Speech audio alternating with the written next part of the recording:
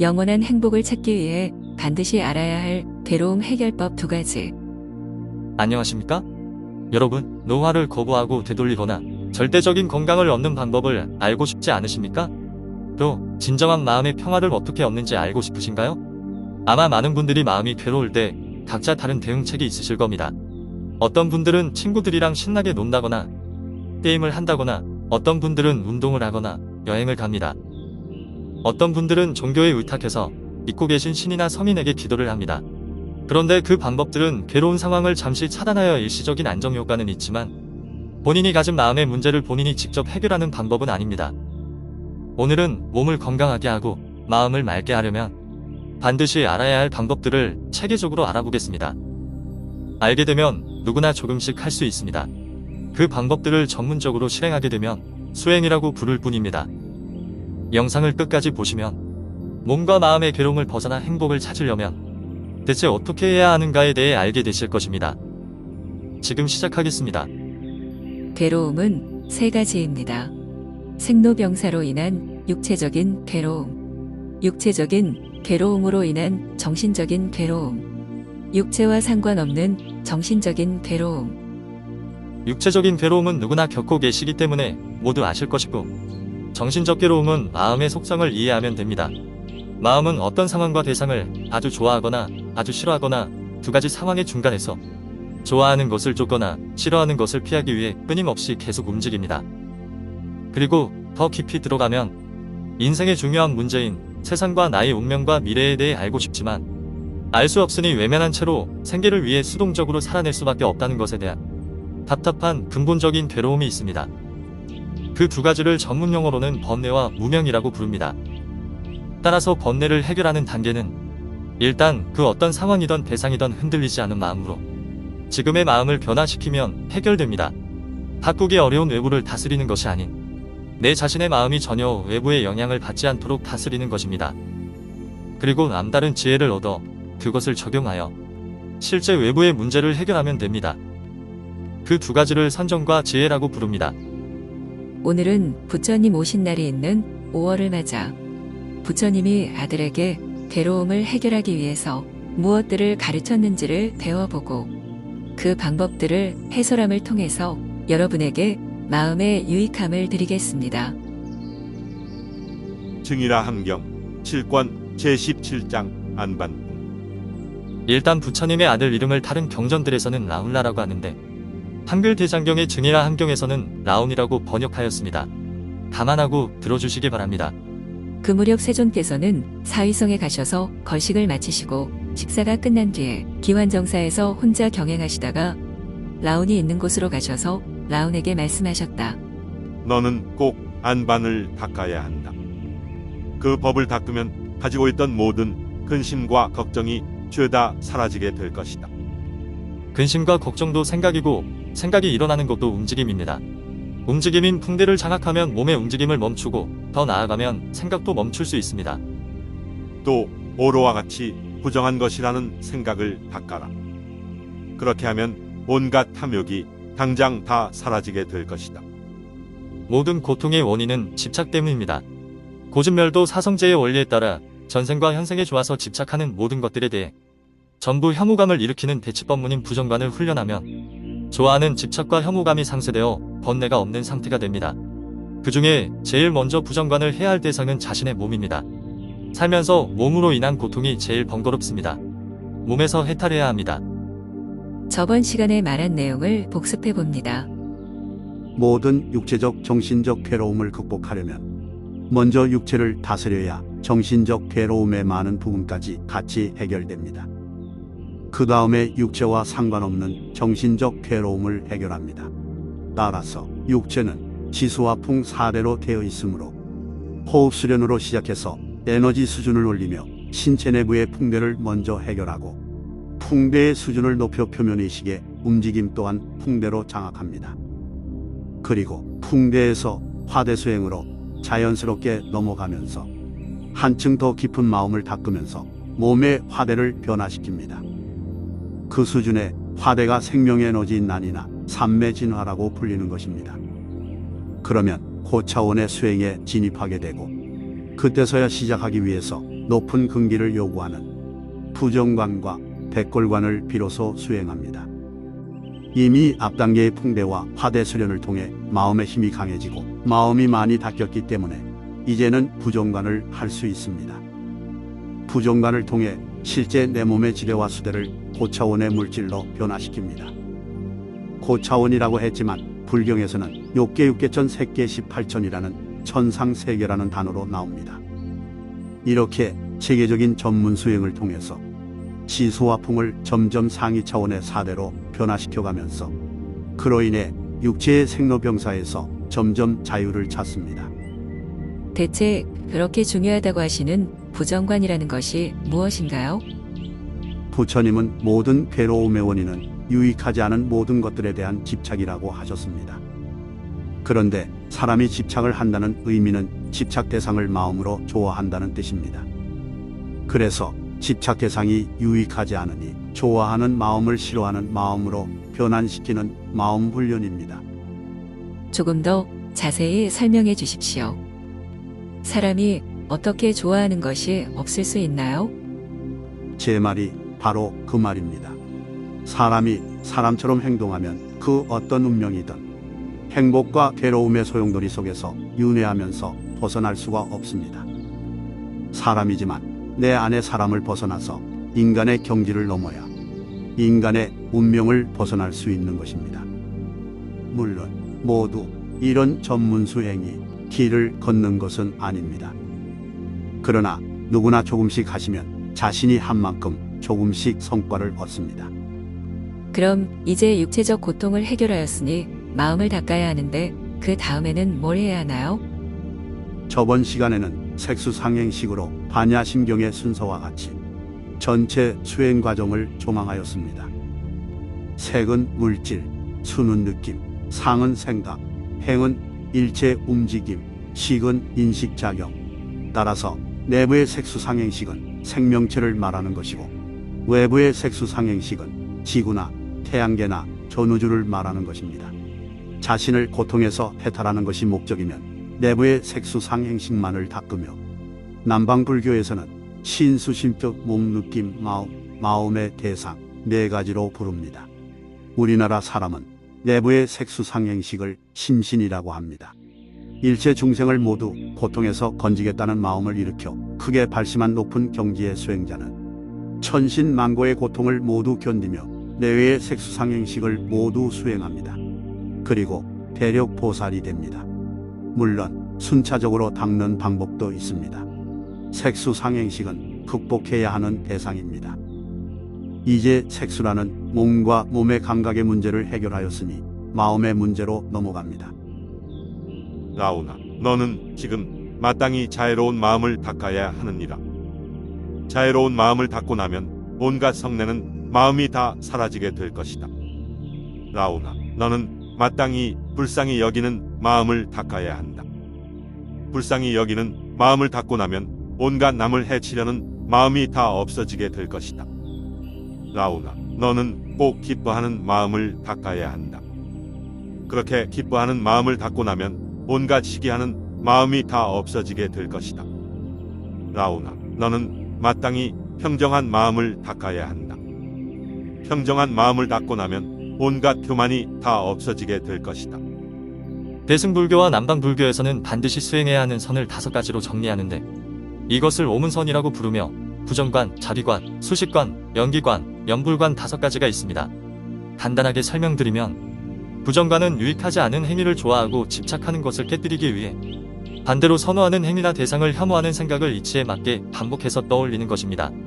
예를 들면 도박을 좋아한다면 도박하면 패가 망신한다, 도박에서 돈을 따봤자 쉽게 쓴다 등등의 도박을 좋아하는 생각을 쳐내기 위해서 도박에 대한 부정적인 생각을 계속하는 것입니다. 누구나 할 수 있는 마음을 바꾸는 훈련입니다. 이것을 전문적으로 하면 수행이 됩니다. 자비관은 유익한 행위임에도 그것을 싫어하고 피하는 마음을 깨뜨리기 위해 반대로 유익한 행위를 좋아하는 생각을 이치에 맞게 반복해서 떠올리는 것입니다. 예를 들면 공부를 싫어한다면 공부를 해야 사람 노릇을 할 수 있고 공부를 해야 대학을 가고 취직을 할 수 있다 등등의 공부를 싫어하는 생각을 쳐내기 위해서 공부에 대한 긍정적인 유익함을 계속 생각하는 것입니다. 누구나 할 수 있는 마음을 바꾸는 훈련입니다. 이것을 전문적으로 하면 수행이 됩니다. 수식과는 생각 자체를 일으키는 것은 풍대라는 에너지이므로 정신을 풍대와 결합하여 표면의식, 잠재의식, 무의식의 작용을 통제하고자 하는 수행입니다. 연기관은 어지러운 생각들을 원인과 조건이라는 논리적 생각으로 정리하는 훈련입니다. 연불관은 남방불교보다는 대승불교에서 많이 발달했으며 소리로 하는 연불, 관상으로 하는 연불, 부처님의 능력이나 공덕을 생각하는 연불 등 다양한 수행법이 많이 있습니다. 계속하겠습니다. 그때 세존께서 라온을 향해 개송을 읊으셨다. 집착하는 생각을 자주 일으키지 말고 항상 마땅히 스스로 법을 따라야 한다. 그렇게 하는 지혜로운 사람은 좋은 이름이 널리 퍼지리라. 사람들을 위해 횃불을 밝혀 큰 어두움을 깨뜨려 주면 저 하늘과 용들이 떠받들어 공경하여 마치 스승과 어른을 공경하고 섬기듯이 하리라. 그러자 라온 비구도 개송으로 아뢰었다. 저는 집착하는 생각 일으키지 않고 언제나 법만을 따른 아이다. 이러한 지혜로운 사람이라면 스승과 어른을 섬길 수 있으리. 설법이라는 것은 설법을 듣는 사람의 근기에 따라 방편을 달리하는 것입니다. 그래도 이제 여러분은 전체 수행 체계는 아니지만 수행자는 최소한 무엇들을 닦아야 하는지 부처님과 아들의 대화를 통해 알게 되었습니다.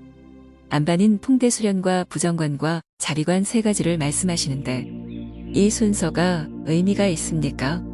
왜 이 순서대로 해야 하는지 알려주십시오. 출요겸 차제 선문. 수행하는 사람은 두 가지의 감노문을 잘 관찰하여야 한다.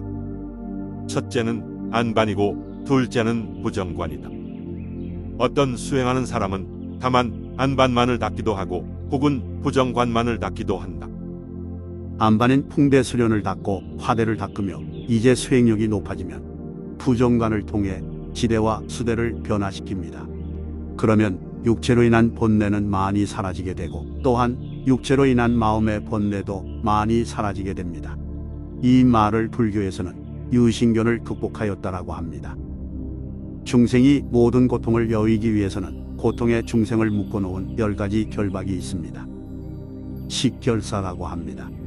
부처님과 라온존자의 개송을 보면 집착하는 생각을 하지 말라고 반복해서 말씀하시고 있습니다.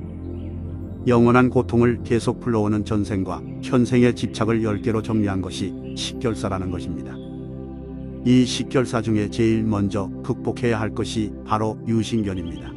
지금까지 2개의 감노문을 통해 육체를 점차 상위 차원의 물질로 승화시키며 내 스스로 몸을 인식할 수도 있고 내 마음대로 몸을 인식을 안 할 수도 있게끔 육체를 공하게 만들었으니 참고로 이것을 신공이라고 하며 사람들이 무아라고 부르는 내가 없어지는 단계를 실제 성취하기 위한 절반을 닦은 것입니다. 성취를 중요시하는 불법의 영역에서 무아는 말과 생각으로 이해하는 철학적인 개념이 아닙니다. 말과 생각으로 무아를 이해하는 것은 수행의 시작일 뿐이고 실제 증득하는 것은 각고의 노력과 연구와 시간이 필요합니다. 물론 이 이치를 누구에게나 적용하면 누구나 자신이 적용하는 만큼 혜택을 누릴 수 있습니다. 말과 생각으로 무아를 이해하는 것은 제 저번 영상인 나는 누구인가 편을 참고하시기 바랍니다. 따라서 이제 육체와 상관없이 마음을 닦는 단계로 진입합니다. 무아를 성취하기 위한 나머지 절반을 닦아야 하기 때문입니다. 마음을 닦는데도 부정관이 매우 중요합니다. 여러분, 12연기를 아시나요? 우주의 전 생명체가 태어나서 죽을 때까지 고통을 겪는 과정을 나타낸 부처님이 깨달은 공식입니다. 무명으로 인해 행이 있고 행으로 인해 식이 있고 식으로 인해 명색이 있다. 명색으로 인해 유깁이 있고 유깁으로 인해 접촉이 있고 접촉으로 인해 수가 있고 수로 인해 애와 취가 있다. 애와 취로 인해 유가 있고 유로 인해 생이 있고 생으로 인해 노사가 있다. 이 12가지 중에 3가지인 무명과 애취가 3번 뇌라고 현장법사님이 말씀하셨습니다. 12연기에서 번뇌라고 불리는 집착이 어떻게 삼중으로 고통에 개입하는가를 알 수 있습니다. 이 삼중의 번뇌 중에서 12연기에 가장 처음에 나오는 무명은 결사 중에서도 가장 깊은 결박인 10결사의 마지막이기에 무명은 성문도 수행의 최후의 단계에 뽑는 것이고 사실 전생에서 가져온 현생에서 만든 애와 추를 해결하는 것이 대부분의 마음 수행의 과정입니다. 자세한 내용은 다음에 적당한 때가 무르익으면 해설해 드리겠습니다. 그런데 애와 추라는 것은 좋아하는 것이고 좋아하는 것이 있기에 싫어함이 존재합니다. 즉 무명을 제외하면 모든 본래는 세 가지 성격 중에 하나입니다. 아주 좋아하거나 아주 싫어하거나 그 중간에 어중간하게 좋아하거나 싫어하는 마음이거나 그래서 이 세 종류의 본래를 해결해야 해탈을 이룰 수 있습니다. 그것을 말하는 것이 그 유명한 사성제입니다. 고진멸도 고 고통은 팔고이고 집 고통의 원인은 집착이다. 늘 따라서 고통을 멸하려면 도 팔정도 등의 수행을 통해 집착을 없애야 한다. 따라서 부정과는 좋아하는 마음을 해결하는 것이고 자비과는 싫어하는 마음을 해결하는 것입니다. 그래서 좋아함도 없고 싫어함도 없는 평정한 마음 상태를 만들어서 그것을 유지해야 합니다. 불교의 필수 수행일 수밖에 없습니다. 지금 들리는 단어들이 생소하시고 아니면 익숙하시더라도 기존의 철학적 해석과 차이가 있기 때문에 약간 혼란스러우신 분도 계실 것입니다. 초면이라서 그렇다 생각하시고 앞으로 제 영상을 보시면 익숙해지실 것입니다. 걱정할 필요가 없습니다. 그런데 자비관은 사람들이 많이 아시지만 그에 못지않게 중요한 부정관은 많이 모르십니다. 이런 법문들을 번뇌를 대치한다고 하여 대치 법문이라고 부르며 불법은 8만 4천의 대치 법문을 모아놓은 것이라는 말씀도 있습니다. 불교인도 아닌 분들도 이해할 수 있도록 아주 쉽게 설명해 주십시오. 불교를 처음 접하시는 분도 계시기 때문에 저속하지만 아주 쉬운 비유를 들어보겠습니다. 도박을 합니다. 누구나 도박에서 승리해서 돈을 따는 것을 좋아할 것입니다. 그에 따라 도박을 시작하게 되면 자동적으로 돈을 따는 것을 좋아하는 마음이 강해지는 만큼 도박에서 패배해서 돈을 잃는 것을 싫어하는 마음이 같이 커지고 있습니다. 그러면서 도박이 계속된다면 마음속에는 승리하면 좋아하고 이루면 싫어하는 두 가지 마음의 역량이 강하게 형성됩니다. 그래서 최종에서는 그 마음의 노예가 되어 잃던 따던 상관없이 둘 다 안 좋은지 스스로 알면서도 떠나지 못합니다. 아니면 자신은 승리해서 크게 따면 떠날 수 있다고 착각합니다. 따라서 도박판에서의 진정한 승리자는 도박에 승리해서 돈을 따는 것이 아니라 도박판 자체를 떠나는 것입니다. 그것이 도박으로 인한 모든 고통에서 진짜로 해탈하는 것입니다. 12연기를 여기에 비유하면 무명은 여기가 도박판인지 스스로 모르기에 눈앞에 도박판이 세상의 전부인지 아는 상태이고 도박의 돈은 재물, 명예, 이성, 음식, 수면이라는 모든 중생이 평생을 추구하는 오용락으로 비유하면 됩니다. 애와 취는 도박에서 승리하여 돈을 따는 것을 좋아하거나 싫어하는 마음이라고 생각하면 이해가 쉬울 것 같습니다. 애와 취를 없애고 최후의 무명을 없애면 번뇌에 의한 모든 고통인 팔고에서 해방됩니다. 불교에서는 그 수행을 성취하신 분을 아라한이라는 성자로 부릅니다. 그리고 본인이 수행을 성취하면서 다른 생명체를 고통을 여의도록 끌어주거나 이미 성취를 이룬 후 다른 생명체가 고통을 여의고 행복을 찾도록 도와주시는 분들을 보살님이라고 부릅니다. 관세음보살, 문수보살, 지장보살, 보현보살 등 우주에는 많은 보살님들이 계십니다. 우리가 그분들을 인지할 수 있는 능력이 없을 뿐입니다. 오늘 배운 내용을 순서대로 아는 것이 중요하니 가능하면 외워두시면 정말 좋습니다. 그리고 기도를 하거나 수행을 하실 때 오늘 영상의 내용들을 복기하시고 기도나 수행을 하시면 효과가 좋을 것입니다. 왜냐하면 기도의 대상과 같은 원력을 지니고 추구하는 바가 맞아야 라디오의 주파수가 맞듯이 그분들과 감응이 되기 때문입니다. 해설 없이 오늘 소개한 부처님과 라운존자의 대화만을 한번 다시 들어보겠습니다. 너는 꼭 안반을 닦아야 한다. 그 법을 닦으면 가지고 있던 모든 근심과 걱정이 죄다 사라지게 될 것이다. 또 오로와 같이 부정한 것이라는 생각을 닦아라. 그렇게 하면 온갖 탐욕이 당장 다 사라지게 될 것이다. 라오나, 너는 지금 마땅히 자애로운 마음을 닦아야 하느니라. 자애로운 마음을 닦고 나면 온갖 성내는 마음이 다 사라지게 될 것이다. 라오나, 너는 마땅히 불쌍히 여기는 마음을 닦아야 한다. 불쌍히 여기는 마음을 닦고 나면 온갖 남을 해치려는 마음이 다 없어지게 될 것이다. 라오나, 너는 꼭 기뻐하는 마음을 닦아야 한다.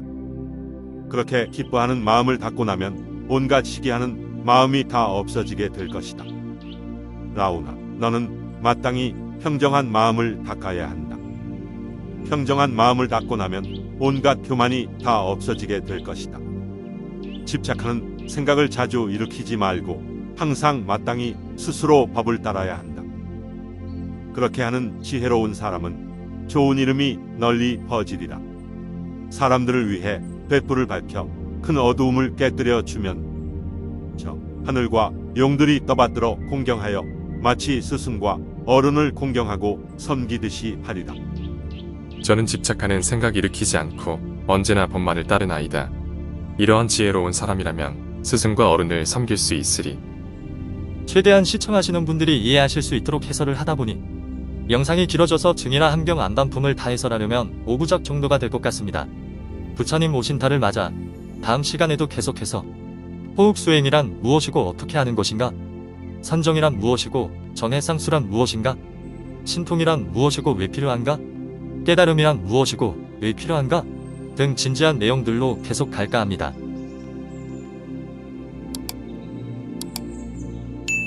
아직도 구독을 하지 않으셨다면 구독과 좋아요 버튼 눌러주시고 알림 설정도 해주시길 부탁드리겠습니다.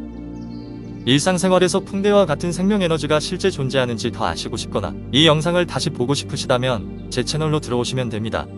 제 채널인 마음 닦는 손오공에 대한 많은 성원 부탁드리겠습니다. 오늘도 시청 감사합니다.